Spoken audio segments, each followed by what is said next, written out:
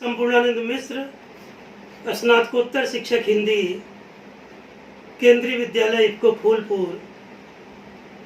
कबीर दास जी जो निर्गुण धारा संत परंपरा के प्रवर्तक कवि के रूप में प्रतिष्ठित हैं, उन्हीं का पद जो 11वीं कक्षा के पाठ्यक्रम में सम्मिलित है, 2 पद है, हम तो एक एक करी जाना, और दूसरा पद इसी में है, संतो देखत जग बौराना।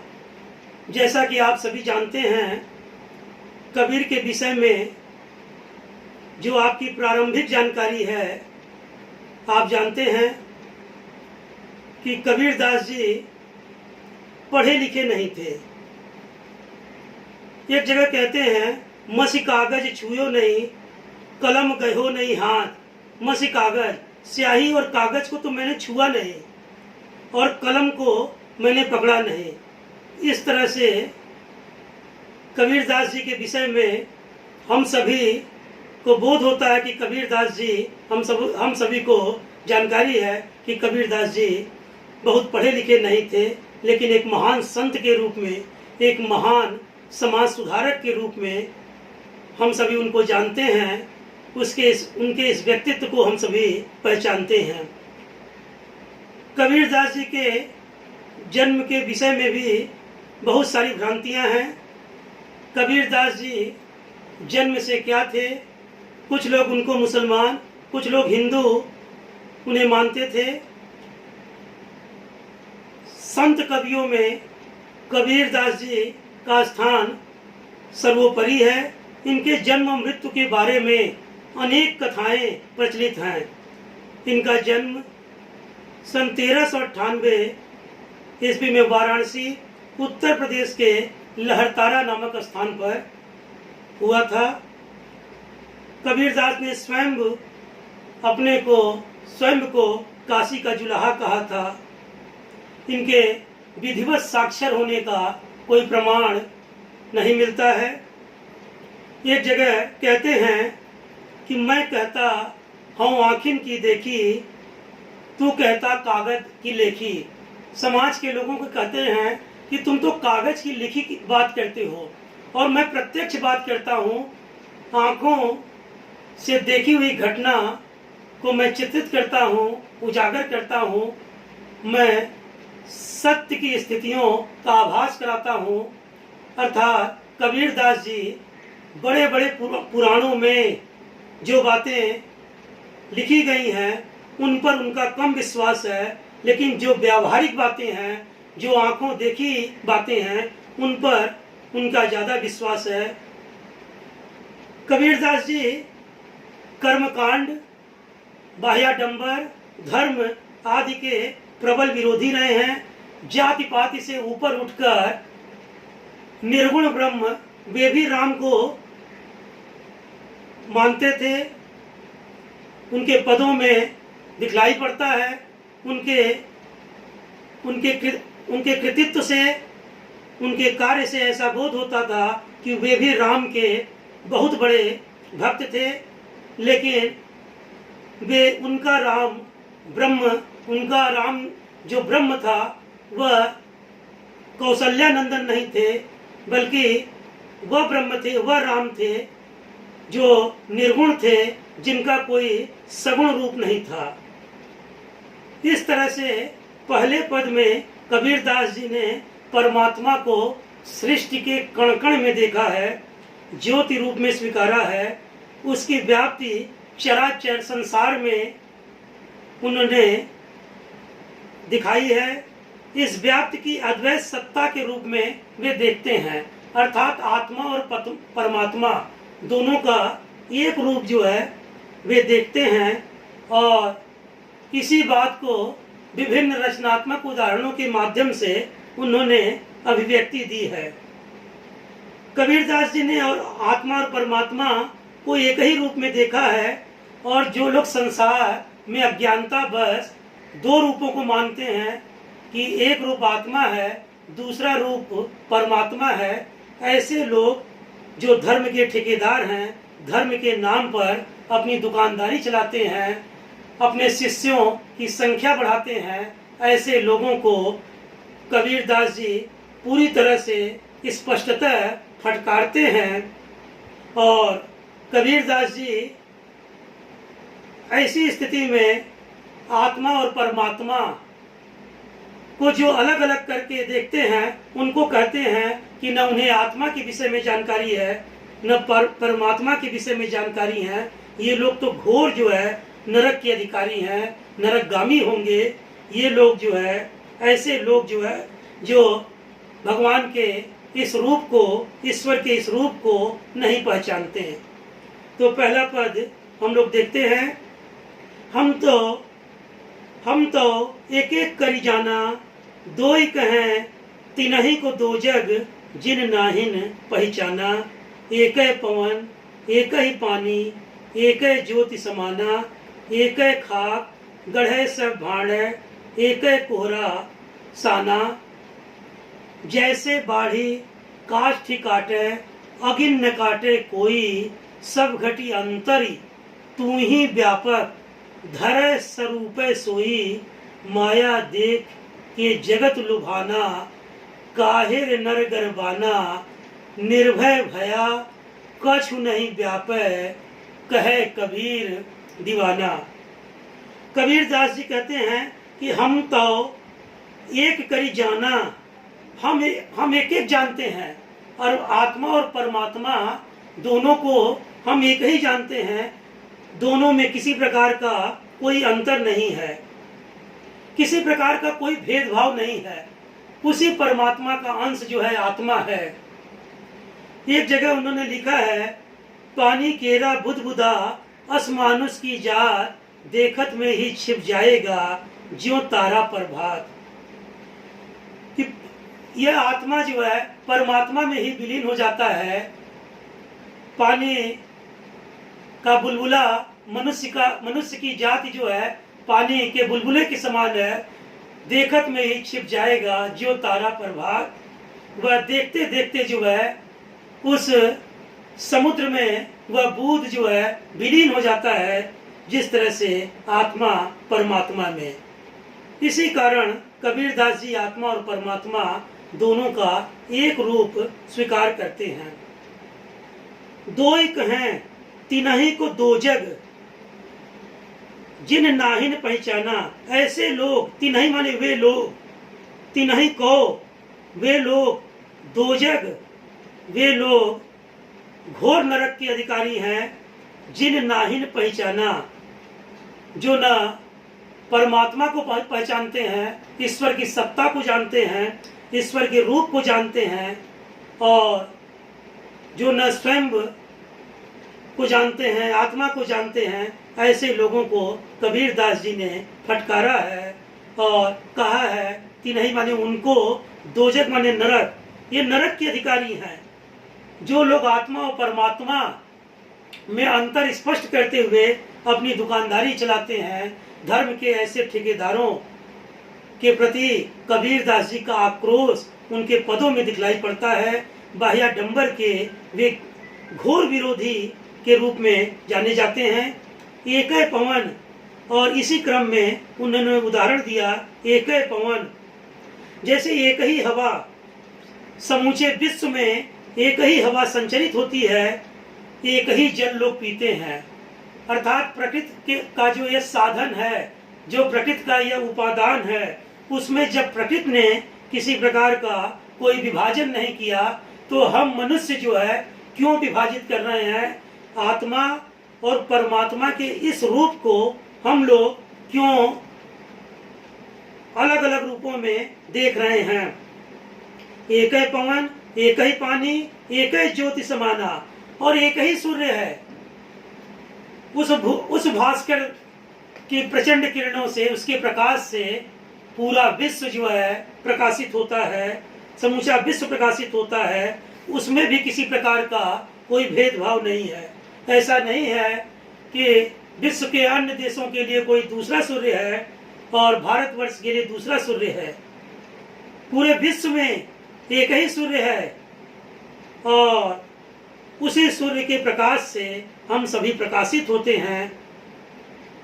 तो एक ही पवन, एक ही हवा है, एक ही हवा संचरित होती है, एक ही प्रकार का ऑक्सीजन हम सभी के भीतर समाहित होता है, एक ही तरह का हम सभी जल पीते हैं और एक ही ज्योति समाना, एक ही प्रकार के प्रकाश से हम सभी प्रकाशित होते हैं। अर्थात प्रकृति के इन साधनों में किसी प्रकार का, जब प्रकृति ने कोई भेदभाव नहीं किया तो हम मनुष्य क्यों भेदभाव कर रहे हैं। एक एक खाक गढ़े सब भांडे, एक एक खाक, खाक माने मिट्टी, एक ही मिट्टी से एक खाक गढ़े सब भांडे, भांडे में बर्तन, एक ही मिट्टी से एक कोहरा साना। कुंभकार ने, विधाता रूपी कुंभकार ने हम सभी जीवों का निर्माण एक ही मिट्टी से किया है, उसमें किसी प्रकार का कोई भेदभाव नहीं किया है। जैसे बाढ़ी काष्ठ काटे अगिन न काटे कोई, जैसे बढ़ई लकड़ी को तो काट सकता है लेकिन अगिन न काटे कोई, लेकिन आग को कोई नहीं काट सकता, अग्नि नहीं काटी जा सकती है। वैसे ही यह शरीर तो नश्वर है, शरीर नष्ट हो जाता है, लेकिन आत्मा अमर और अजर है। गीता में कहा गया है कि नैनम छिन्दन्ति शस्त्राणि नैनम दहति पावका न चैनम क्लेदन्त्यापि न शोषयति मारुता, कि अर्थात शरीर को काटा नहीं जा सकता, हवा इसको सुखा नहीं सकती। नैनम छिन्दन्ति शस्त्राणि नैनम दहति पावका न चैनम क्लेदन्त्यापि न शोषयति मारुता, हवा इसको सुखा भी नहीं सकती, कोई काट भी नहीं सकता। अर्थात आत्मा की अमरता और आत्मा की अजरता पर कबीरदास जी ने व्यापक प्रकाश डाला है। गीता में भी यही बातें उल्लिखित हैं। इसी उदाहरण को देते हुए आत्मा और परमात्मा के संबंधों और आत्मा और परमात्मा की एकीकरण को स्पष्ट करते हुए कबीरदास जी ने विभिन्न प्रकार के उदाहरण दिए। पवन का उन्होंने उदाहरण दिया, जल का उदाहरण दिया, सूर्य ज्योति प्रकाश का उदाहरण दिया, और विधाता भी एक ही प्रकार की मिट्टी से सारे जीवों का निर्माण किया है। जैसे कुंभकार जो है एक ही मिट्टी का प्रयोग करता है और एक ही मिट्टी के प्रयोग से विभिन्न प्रकार के बर्तन बनाता है। कभी वह कसोरा बना लेता है मिट्टी के बर्तन, कभी कुल्हड़, जिसमें बनारस के क्षेत्र में बल्कि पूरे पूर्वांचल में कुल्हड़ का प्रचलन है, कुल्हड़ में लोग चाय पीते हैं, तो मिट्टी का वो बर्तन जिसको हम लोग कुल्हड़ कहते हैं। कुल्हड़, आप सभी कुल्हड़ बच्चे आप सभी जानते हैं, आप सभी देखे हैं। सब घटी अंतरी, आगे इसी क्रम में कबीरदास जी के प्रथम पद में है, सब घटी अंतरी तू ही व्यापक धरे स्वरूपे सोई। सब घटी अंतरी, सारे घट में, सारे शरीर में, अंतर माने भीतर, तू ही व्यापक, वह ईश्वर ही व्याप्त है। वह ईश्वर जो है सृष्टि के कण कण में है, प्रत्येक जगह वह ईश्वर व्याप्त है। सब घटी अंतरी तू ही व्यापक, तू ही माने वह ईश्वर, वह परमात्मा जो सारे जीवों में विद्यमान है। उस ईश्वर का अंश वह विभिन्न रूपों में हर जीवों में विद्यमान है। किसी प्रकार का कोई भेदभाव नहीं है, सारे जीवों में उसी परमात्मा का अंश आत्मा विद्यमान है। शरीर नष्ट होता है, आत्मा नष्ट नहीं है। इसी को कबीर का रहस्यवाद कहते हैं। साहित्य के क्षेत्र में कबीर का रहस्यवाद जो है एक व्यापक अर्थों में देखा जाता है, एक व्यापक अर्थों में अपनी अर्थवत्ता को रखता है। सब घटी अंतर तू ही व्यापक धरे स्वरूपे सोई। माया देख के जगत लुभाना, कबीरदास जी संसार के उन सांसारिक पुरुषों को कहते हैं कि माया देख के, माया को देखकर, माया क्या है? जगत का आकर्षण। हम सभी जो है जगत की आकर्षण, संसार का जो आकर्षण है उसमें हम लोग फंसे हुए हैं। मोह माया में फंसे हैं, लोभ में फंसे हैं, लालच में फंसे हैं। हर भौतिक वस्तुओं को प्राप्त कर लेते हैं, कर लेना चाहते हैं। एक वस्तु की प्राप्ति हो जाती है और दूसरा मन में लालच उत्पन्न हो जाता है। कभी भी जीवन में इच्छाओं की समाप्ति नहीं होती है और हम सभी जो है इच्छाओं का दास बनकर जीवन भर रह जाते हैं और समग्र जीवन तक जो है इच्छा पूर्ण नहीं हो पाती है। संसार से लोग चले जाते हैं, शरीर लोगों का नष्ट हो जाता है, लेकिन उनकी इच्छा रह जाती है। तमाम ऐसे सम्राट हैं, तमाम ऐसे चक्रवर्ती सम्राट हुए हैं, तमाम राजा महाराजा ऐसे हुए हैं जिनकी इच्छा पूरी नहीं हुई। तो जिनके पास हर प्रकार के साधन, हर प्रकार के स्रोत थे, जब उनकी इच्छा पूरी नहीं हुई तो सामान्य सांसारिक पुरुषों की इच्छा कैसे पूरी हो सकती है। लेकिन इस बात से अनभिज्ञ होते हुए भी मनुष्य जो है अभिज्ञ है, लेकिन अभिज्ञता को दरकिनार करते हुए बार बार अनभिज्ञता का परिचय देता है और एक ही तरह की वह गलती करता है और संसार के आकर्षण में, संसार के जाल में वह पूरी तरह से फंस जाता है। माया देख के ऐसे लोग जो माया में फंसे हुए हैं, कबीरदास जी मुखर स्वर में फटकारते हैं, कहते हैं कि माया देख के जगत लुभाना, ऐ सांसारिक लोग तुम क्यों लुप्त हो रहे हो, क्यों फंसे हुए हो और सांसारिक वस्तुओं का तुम दास हो, तुम स्वामी नहीं हो।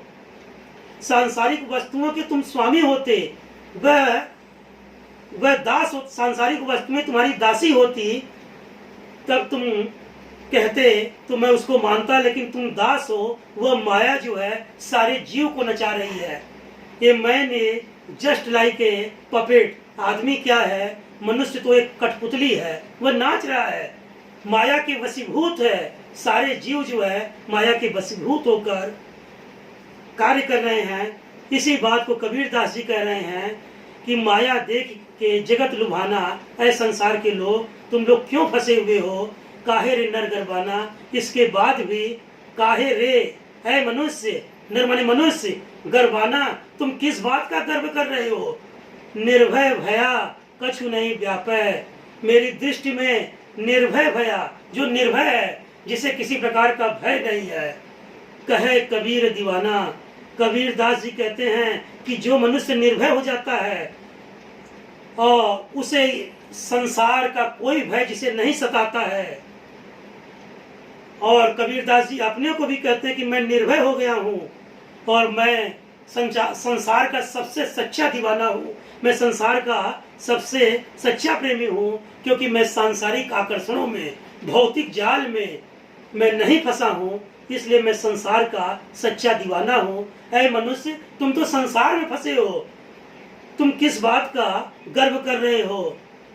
लुभाना, लुभाना माने मोहित होना, गर्वाना गर्व करना, निर्भय माने निडर और भया माने हुआ, दीवाना, यहाँ दीवाना जो संसार से हट के, संसार में रह के, अर्थात संसार से अलग भी नहीं है और संसार गृहस्थ जो सांसारिक है, उनकी बात कबीरदास जी कह रहा है कि जो संसार में कर्म तो कर रहा है, लेकिन संसार से जिनकी संपृक्ति नहीं है, जिनका लगाव नहीं है, जिनका अटैचमेंट नहीं है, ऐसे लोग ही संसार के सच्चे दीवाने हैं। मुझे किसी प्रकार का कोई भय नहीं है, क्योंकि मैं संसार में नाना प्रकार का कर्म कर रहा हूँ, लेकिन संसार के इन आकर्षणों, भौतिक संसाधनों के जाल में मैं नहीं फंसा हुआ हूँ। इस प्रकार कबीर ने आत्मा और परमात्मा को एक बताया और पूरे पद में अनुप्रास अलंकार की छटा है।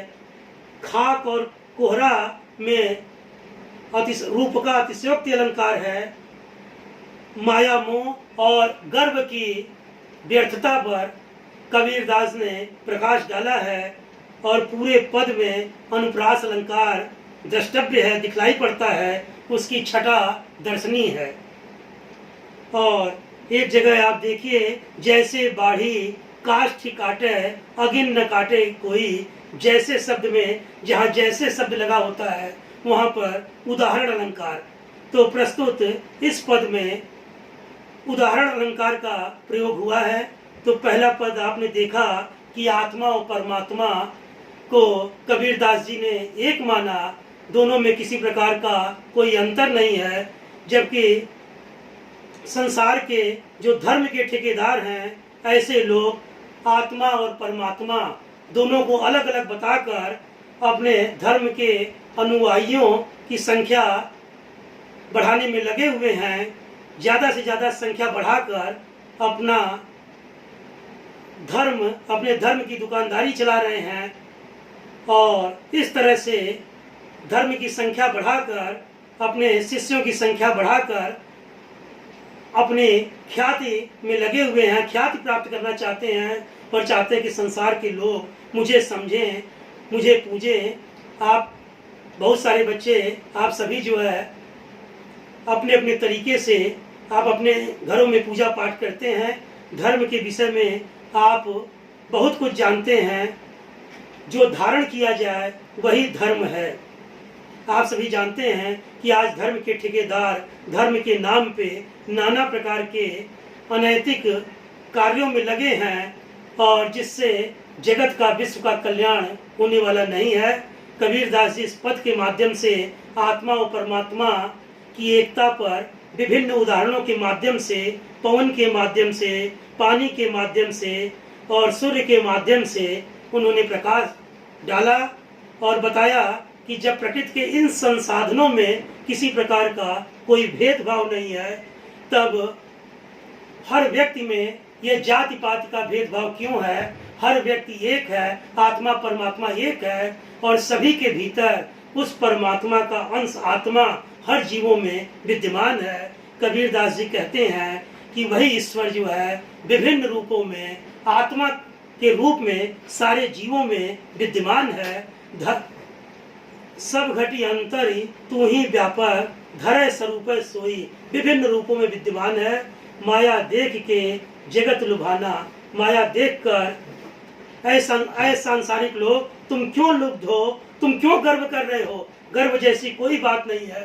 संसार में निर्भय व्यक्ति तो वह है जिसे किसी प्रकार का कोई भय नहीं है। कबीरदास जी कहते हैं कि मैं तो संसार में निर्भय होकर जीवन जी रहा हूँ, मुझे किसी प्रकार का भय नहीं हूँ, इसलिए मैं अपने को ईश्वर का दीवाना कहता हूँ। कबीरदास जी अपने को स्वयं कहते हैं कि संसार में रहते हुए नाना प्रकार के मैं कर्मों में लगा हूँ, नाना प्रकार का काम करता हूँ, लेकिन संसार के प्रति मेरी आसक्ति नहीं है। इस प्रकार इस पद में कबीरदास जी आत्मा और परमात्मा दोनों को एक बताकर विभिन्न उदाहरणों के माध्यम से अपनी बात को उन्होंने पुष्ट किया है। आज यहीं तक हम लोग देखें और इसी क्रम में आगे कल हम लोग दूसरा पद देखेंगे। बहुत बहुत धन्यवाद। आपका दिन मंगलमय हो। साकेत